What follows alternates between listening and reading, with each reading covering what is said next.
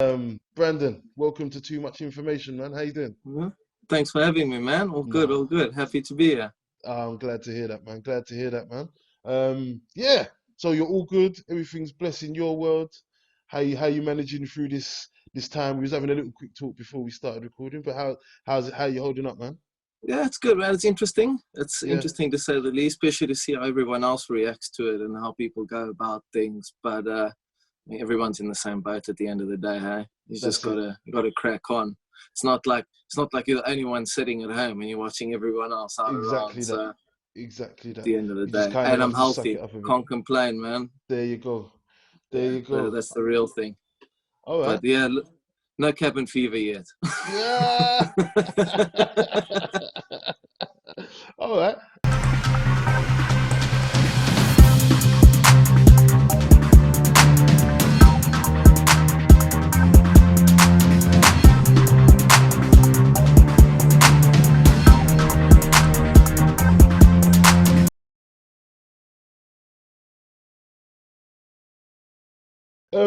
Right. So what I usually do is I usually start with family, how you were raised, where you were raised, that kind of thing. So, but with you, obviously, we can hear a little accent there. So, um, if in case anyone doesn't know, that's South African accent, right? Yeah, So, not Australian. nah, you know what? Now you said it, I can see how it can kind of almost get confused. I can kind of see it. I can kind of hear, Nah, but nah. I can Maybe tell. if I speak to English people and I say mate, then it sounds like it. But if I Maybe. go off on a tangent, But yeah, all right. So really, I want to know kind of, yeah, can you just because I've never been, yeah. if you was to just kind of describe and tell me about your experience there or what, yeah, your just let's make it what your experience there was. It's an interesting place to say the least. I mean, Yes. we all know you've got a little bit of an idea of the history of it there. Anyway, I mean, Uh-huh. we're a British colony too, so you guys kind of get the idea. Yeah. But yeah, weird place. People can be a little weird, but we've got so many different cultures, different people. Like we got Right. 11 official languages, so Wow. you've got such a like almost tumble dryer people all together. But Yeah. it works, man. Most beautiful place you'll ever be in your entire life. There's nothing like it. Um, Uh-huh. I'm quite lucky that I didn't grow up in any of the cities or anything. So, when you hear South Africa, people are big, crime and it's dangerous. And Yeah. if you're in the city, yeah, to be fair, it is like that. But Hmm. I come from a little coastal town, man, like Okay. 10 minutes to the beach, 10 minutes to the mountain, smack in the middle, like Wow. green all the way through. They call it the garden route. And that's what it's like Wow. 200 kilometers in the nature reserve. Can't beat it, dude. Wow. Like, Wow. used to come out my house, walk like 500 meters up the road. I'm on the train track, and then I'm in the forest. Go for a cruise with the dog. There's no one around. Lovely, can't beat it. So a So bit of an isolated environment, you could say, but it's nice. George is probably one of the best world's voted the best run city in South Africa. So okay. we got the best public hospital, we got the best roads, everything's great. It's like a little place in its own. Yeah, yeah, yeah. So all right, so that kind of leads on to let's talking about so your upbringing. So if you was brought up in this rural place, your childhood must have been different to let's say mine, for example, of being a Yeah, city boy, being surrounded by buildings and kind of this oppressive environment. yeah, So the hustle and like bustle of the city yeah, that's pumping the whole time. Yeah, right. yeah, So you could say that. I wouldn't say rural to an extent because it's a city. okay, Well, city you could say that, but it's small. It's nice. It's like yeah, 3 pubs in the whole place where people okay, actually go. So you get to know everyone. yeah, Um, George, I lived in George from when I was about 14. No, I lie, 11. I okay, moved there. So childhood was in Joburg. My parents split up when I was about 2. So I've okay, always stayed with my mom mostly, and then both my parents moved to George, so I could see them in like at the same okay, time. So that yeah, was kind of the idea. And then when I hit high school, my father moved away, yeah, to England. So I was right, pretty much still with my mom. But yeah, all those high school years and everything was over there, and it was nice, man. Nice place to grow up, really nice place to grow up. Okay. You can get stuck there. Small town syndrome's a dangerous thing for people, you know, but as a growing up, you can't beat it, man. You bicycle every day, we'll cruise to the field, go play some rugby, play a bit of cricket on the field. Yeah. Nice, there's no stress. Mm-hmm. It's a good way to live. You kick up, there's like a couple of waterfalls you can go to. So on the weekend, we'll be like, jump on the bicycles, take a little cycle up to the dam, go cruise to the waterfalls at the back. Yeah. Get on with a bit of shit. yeah. I hear you. So, just with me, I'm a fan of dogs. So, what dog did you have? Dog, at a pit bull. Okay. Like American, or is there a specific? He's a little red nose. Okay. Yeah. So you're a dog fan? Two Jack Russells. When I was just kind of growing up there, and then they moved away, and then after that was a pit bull. Yeah, I love dogs. You can't go wrong, man. Pitties are the best too. This best dog I've ever owned in my entire life. Yeah. Beautiful dogs, man. Beautiful dogs. Yeah, they are. If you raise them right too, the gentlest and friendliest creatures you'll ever get. Protective. Yeah. That's to me that's the purpose of having a dog, in my opinion. Yeah, you could be companion, someone to care for, someone who's loyal and who care for you and has got your back.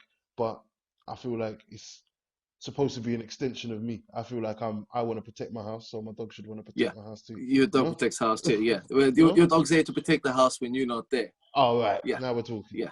All right. Yeah, 100%. No, I agree with you there. It comes in handy back home too. Like, I mean, crime is a thing. So you got a gnarly pit bull or something, probably not going to try and jump your gate. No, I've seen a couple of videos. They steal them. Yeah. Oh, is it? Yeah, dog crimes, because they steal them and use them for fighting.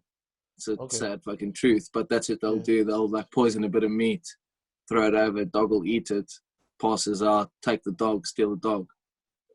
So there was someone who was casing ours for a while. They tried to take him, but he wasn't a very pleasant dog to other people. So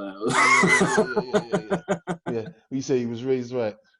He was raised right. Yeah, don't come into the house. If you come in and you're there, sweet. Like, but hey, who are you? Yeah. All right. So just to quickly touch back on the raising. So you said that you was in Joburg from up until you were 11. Yeah. Do you remember that? Do you remember that time? It was all right. It's sort of Joburg. It was outside of the city, so still not full on urban. But that was okay. I mean, primary school. I went to school quite far from where I was, so I take a little drive up every day. But just my mum and I, man, pretty mundane. Had a nice little place, my grandfather's old place. So pretty nice setup. Whole load of fruit trees and shit. You can kind of get lost. I was always outside, man. It was happy days, little kid. So was you only child? Only child? Yeah, only child. Yeah. Okay. And I got two half sisters now, but I was raised alone pretty much. Yeah, that's the same as me. We're only child growing into sibling. Same thing for you. Yeah, I've got the same story. Okay. Yeah. Okay. So, how was that experience? Just kind of being a boy child, being raised with mainly just your mama's. I enjoyed it. It was good. My mother, she used to work in the casino up until I was about 7. So I'd been working so she'd work nights. So it'd be like 13 hours. So we would be me and she'd be sleeping in the day. We had like a live-in domestic, Grace. So she pretty much raised me most of the time anyway. Okay. That was it. I just crack on, man. Did my own thing most of the time. Yeah, PlayStation, got a garden. Sweet, man. What more do you need? Yeah. Okay. But yeah, no, those were easy times, those anyway. Mom came out of that. She was working a bit too much. So she obviously didn't really get to see me because she'd work nights. So we'd work till about 4 or 5 a.m. She'd get in at 6, which is when I'd be getting up, and she'll sleep the whole day. So it wasn't really a family lifestyle. So she moved away from that just to kind of spend more time with me. Okay. And how did you enjoy that? Yeah, well, sometimes. My mother and I are the best of friends as long as we don't live together. I think that's an only boy thing. Because that's the same thing. I think that's the same thing with my mum. I think we're the best of friends when we're just not in each other's. Well, obviously my mum's not here no more, but yeah, I think like that's what improved our relationship when I moved out, had my own space. and I come and visit and enjoy spending time there. You know? Yeah, you want to. And you learn to appreciate all those things that mom kind of went on about. And afterwards you look back and you're like, oh, I'm really happy you taught me all those things. Because you look around, you see the shit that some people do. And you know what? I'll take my hat off to my mom, man. She's done a good job. Straight. Yeah, People yeah. that can't cook, people that can't use a washing machine, people that You, are know not what I mean? self-sufficient at all. It's true. Yeah. My mother made me that I could do everything for myself. I never need no one to look after me or do anything. That's exactly my mum's. Yeah, and that's respect, man. It's not easy to raise a kid either. Like, as you get older, you realize those things, especially a boy, as a mother, exactly, and a naughty boy. Exactly. Exactly. Now we're gonna touch on that as well. So, all right. So you moved from Joburg to what's the place called? George, yeah. Okay. So you moved to George, which is more closer to the countryside, maybe, or the forest, like you said. Um, did you in that environment? Are you learning? Are you becoming more physical? Like as in, I don't know, climbing things, Yeah, fighting. you get to go. Yeah, Is it that more? Is it more that yeah. kind of You hands-on get to. environment rather than a city, if that makes sense? Then sitting in your yard the whole time because it's Exactly. safer too. You can go out, get away from mom too. I'm sure you understand. Mm-hmm. Single mother, like, wrap you up in cotton wool. Come on, you Don't know it. climb that. Don't do that. So you can spread your wings a little bit. Mm-hmm. But yeah, definitely made more friends. Everyone is close by. So it wasn't like when I was in Joburg, Mm-hmm. I lived quite far from school. So all my Right. friends stayed close to school. So when I was at home, it was pretty much me by myself. But then you go to a place like that, like George, where my best mate stayed like a 10-minute bicycle ride from me. And that was the other side of town. Yeah. So Wow. it was like 5 kilometers across the whole town. That's the longest piece of road that goes up. Mm-hmm. Take a little bicycle ride up there and just go do shit. Play a bit of rugby, go ride some motorbikes. Yeah. Can't go right. Yeah, it was good. It was nice. It's a nice experience to kind of spread your wings. Yes. Find yourself. Yeah, and there's less stresses in a place like that too. Like Mm-hmm. before Joburg too, like mom won't let you go out because maybe it's a bit dangerous, So Yeah. you can't just go and run along in the street. But George is the kind of place where you come home and the lights are coming off. Mm-hmm. Okay, where you been all day? Say, mom, sit down, have dinner. It's cool. Yeah. All right. So Yeah. this George place, what's the kind of like the racial dynamic in that place in comparison Yeah, to Joburg? pretty much the same. Hey, like Yeah. South Africa is a weird place altogether. Like we've got the Mm-hmm. integration now, where Yeah. people are all living together. It's not like it used to be anymore. Yeah. But we've still got these like townships, call it like a squatter Yeah. camp, Yeah. and those are always on the outskirts of town. So you'll have like Okay. on the edges, and it's all like informal settlements. A Okay. lot of it. So people are living together, but there's still a big split. Mm-hmm. I think it was the Times like last year or the year before, and they voted us the most unequal country in the world, and they got a Okay. picture, and it's like down in Joburg, I think it is, and you go down the stretch, and it's the main road. On the left, you got all these nice houses, like big, because everywhere's plots.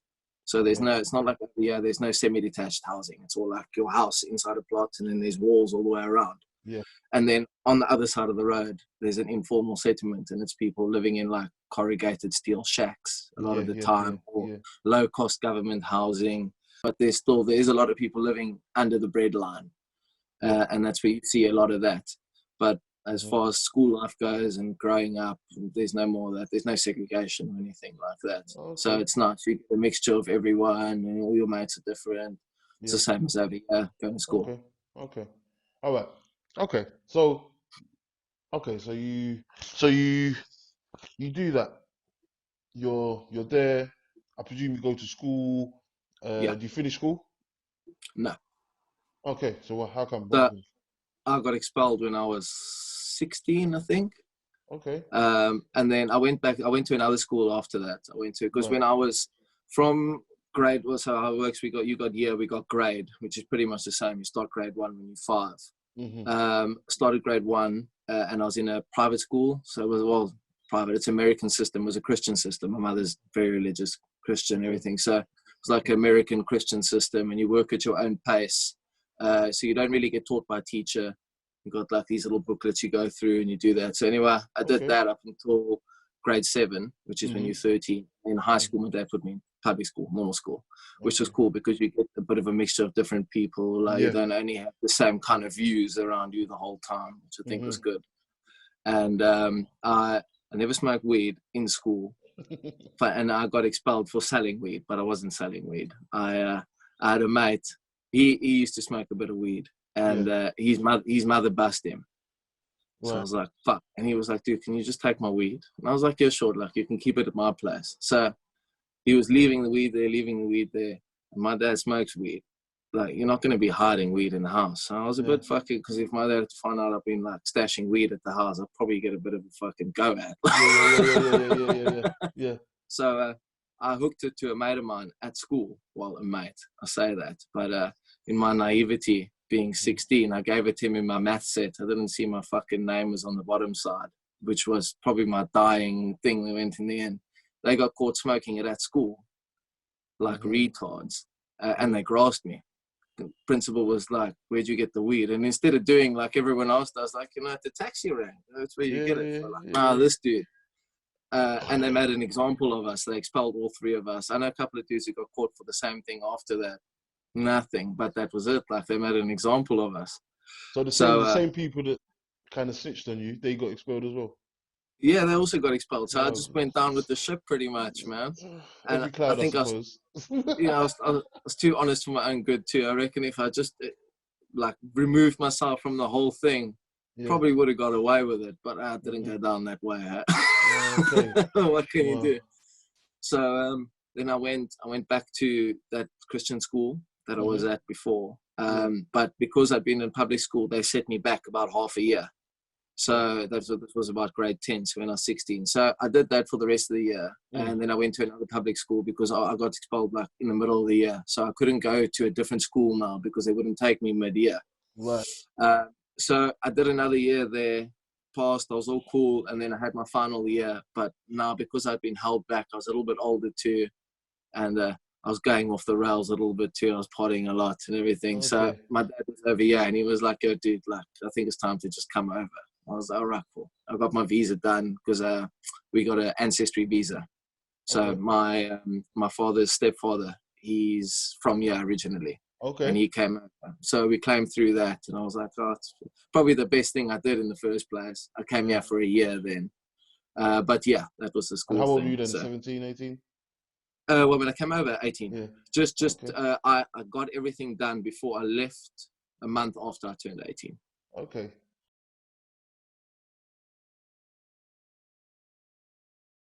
And that was your first time in England, right? Yeah, that was my first time leaving the country ever. Oh wow! Yeah. So it's expensive. It's expensive to go on holiday in South Africa, like anywhere abroad. And a South African passport probably gets you kicked out of more places than they let you in. So, so what was that like, stepping off the plane, or even getting, if you've never been on a plane before, getting on a plane for the first time, 18? First international flight, been on domestic ones. Okay. It was cold. Yeah, I can imagine. But cool. Also, I mean, coming off, you climb off at Heathrow, like I'm used to seeing. I've been to Cape Town Airport, Joburg Airport, which is big, but then you get off at Heathrow and you're like, holy shit. Yeah. This is some next level stuff. It's like the first world, you know? Yeah. It's crazy. And then I've been in Hoddesdon since then anyway, which is nice. So you came this side. Yeah. And it's nice here. I think it's like, it's not too urban. It's not straight in the city, you know. Yeah. You got 15-minute train ride, you're in London, 5-minute walk, you're in the forest. So it's still kind of like, it's got that essence of home. Yeah. But no, I enjoyed it, man. People here are cool. Like, people always laugh when you say that, but compared to back home, like, everyone's really open over here. I suppose being foreign, people treat me differently than they would everyone. So people are always chatty to you, and especially like with a South African accent.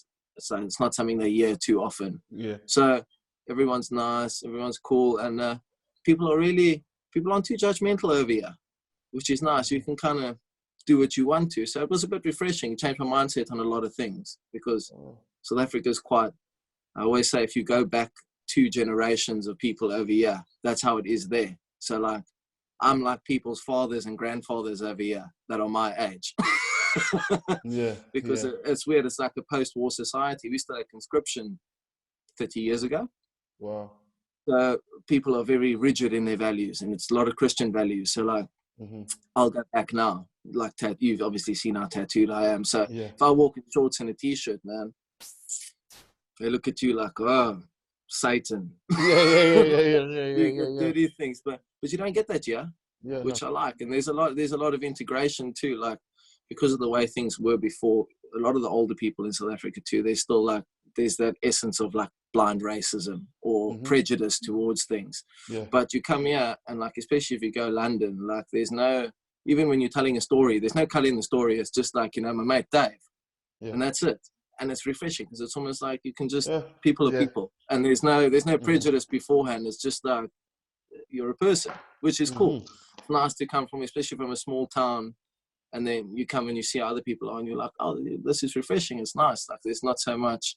You don't have to put so much forward every time you're meeting someone, and this. It's nice. Okay. So you said you came for a year. Yeah, I came for a year the first time. Yeah. So you came at 18 and then you went back at 19, I presume, or 20. Yeah, 13 months and a day. How comes? Was it you behaving yourself now? Couldn't fucking do it anymore.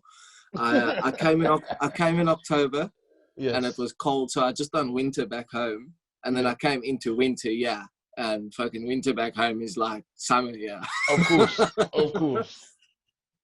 And then the darkness got me, man. I've only just got used to it now. Like middle of the day, 4 o'clock, and the sun's down in the heart of winter. And I was like, my stepmother used to tell me, people get depressed in winter. And I'm like, what a bunch of pussies. And you got you, and I was like, oh shit, man.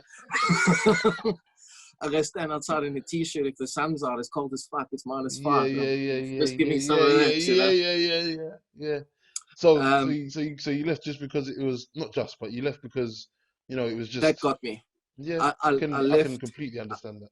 I came in October, and I left in November the next year because the prospect of that, and I had a girlfriend back home too, so it was kind of there's always muddy in the waters, you know how it goes with that. And you're young too, stupid, because if I'd stayed then, I would have had a British passport by now too, and I could have gone wherever I wanted on a holiday, nice and cushy, like easier living. But yeah, I stayed. Yeah, plus I wouldn't say it was work, but when I just came over, I was temping for about 6-7 months too. Right. And I fucking hated it. What was you temping doing? But I've done some of the worst jobs I've ever done in my entire life. I bet I've done some of them as well. No, it was. And people always liked me where I went to work too, so they keep wanting me back. So I'll be like, oh shit, man, I've got to go to this place again. I think the worst one I did was I worked at a paint factory. And my first job at the paint factory, temping, was, those, it's like the bottles of, it's almost like filler, but it comes in like a 1.5 liter bottle, and it's got the cool drink cap that you can pull up like that. And the machine would run the bottles through and put the caps on. And the caps that the machine missed, I would sit there with a little box of caps, and I would grab the bottles out and put the cap on, turn around, and the conveyor got there, and I'd pack them into a brain numbing. Your brain's just going numb. It's like I told my dad, I said, if I worked here for any longer, I think I'll be a serial killer, man. You just go some dark place, standing the whole day, and you clocking out. There were some guys there, man. One guy was there for like 13 years on the same machine, but he'd done the silicone tubes. That's what he did. Put the silicone tubes in the hopper, made sure they all fed out, put them in the box, and taped the box up. That's what he did. 13 years straight. I was like, no, man, I don't know. I can't. Yeah. Respect to them, but that's just respect them, but I can't. No, I hear you. And I lucked out. I got a job at the gym after that, which was pretty sweet. I was all right then, but I had the missus back home. The weather came again. I was just like, no, I gotta go home.